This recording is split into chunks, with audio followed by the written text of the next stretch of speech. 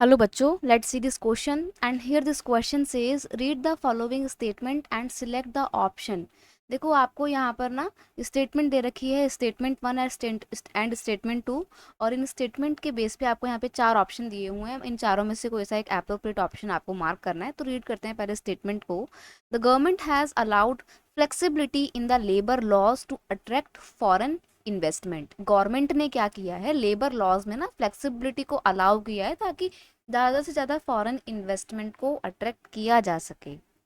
Statement two है the policy of liberalization started in India around 1999। यानी कि India में लिबरलाइजेशन की जो पॉलिसी है ना उसको 1999 में अडॉप्ट किया गया था।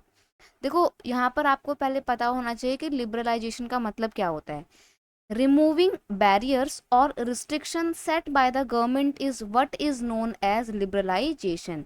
यानी कि जो रिस्ट्रिक्शन, जो भी बैरियर्स गवर्नमेंट के द्वारा लगाए जाते हैं ना ट्रेड पर, उनको बोला जाता है लिबरलाइजेशन। ठीक है, सॉरी वेट, जो भी ट्रेड्स पे बैरियर और रिस्ट्रिक्शन लगाए जाते हैं ना उनको रिमूव करने को बोला जाता है लिबरलाइजेशन। ठीक है, तो बैरियर जो भी होंगी, जो भी मुश्किलें गवर्नमेंट पैदा करती है, रिस्ट्रिक्शन जो भी लगाती है, उनको हटाना और फिर एकदम नए सिरे से एकदम खुलेपन की ओपन डोर की पॉलिसी को अडॉप्ट करते हुए बाहर के देशों से इंडिया में इन्वेस्टमेंट को एक्सेप्ट करना, फॉरेन ट्रेड को एक्सेप्ट करना, बढ़ावा देना, इसे ही बोला जाता है लिबरलाइजेशन। ठीक है, ट्रेड और इन्वेस्टमेंट से बैरियर्स को रिमूव करना ही लिबरलाइजेशन कहलाता है। और गवर्नमेंट ने लिबरलाइजेशन की पॉलिसी ना 1991 में अडॉप्ट की थी, यानी कि समवेयर अराउंड 1990 के डिके में इसको अडॉप्ट किया गया था, लेकिन 1990 में नहीं किया गया था।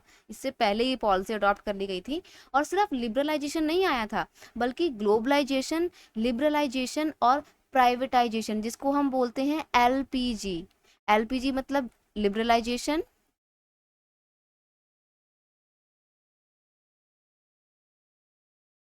पी मतलब प्राइवेटाइजेशन, और जी मतलब ग्लोबलाइजेशन।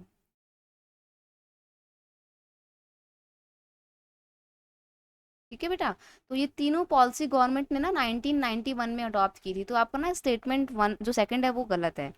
स्टेटमेंट टू क्या बोल रही है कि फॉरेन डायरेक्ट इन्वेस्टमेंट को अट्रैक्ट करने के लिए गवर्नमेंट ने क्या किया, फ्लेक्सिबिलिटी वाले लेबर लॉ को अलाउ किया। ये बात बिल्कुल सही है। देखो लिबरलाइजेशन में क्या होता है, गवर्नमेंट रिस्ट्रिक्शन हटाती है, बैरियर्स रिमूव कर देती है और चाहती है कि उसके देश में बाहर की कंपनियां आएँ और इन्वेस्टमेंट करें। अब जब बाहर की कोई कंपनी आएगी तो उसको बोला जाता है फॉरेन इन्वेस्टमेंट।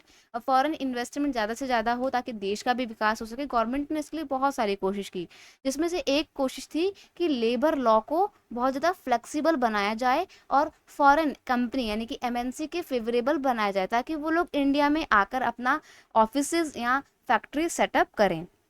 गवर्नमेंट ने और भी कुछ किया था। गवर्नमेंट ने क्या किया था, गवर्नमेंट ने बनाए थे स्पेशल इकोनॉमिक जोन।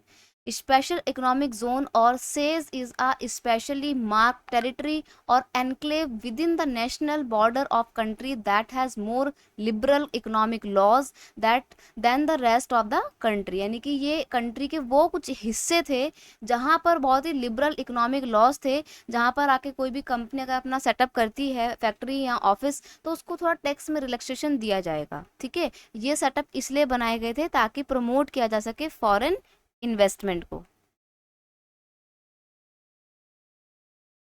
तो यहाँ पर बड़े लिबरल, बहुत ही फ्लेक्सिबल लॉ हुआ करते थे। तो हम कह सकते हैं कि ये जो स्टेटमेंट दी हुई है ना कि लेबर लॉ को फ्लेक्सिबल बनाया गया ताकि फॉरेन इन्वेस्टमेंट आए, ये बिल्कुल सही है।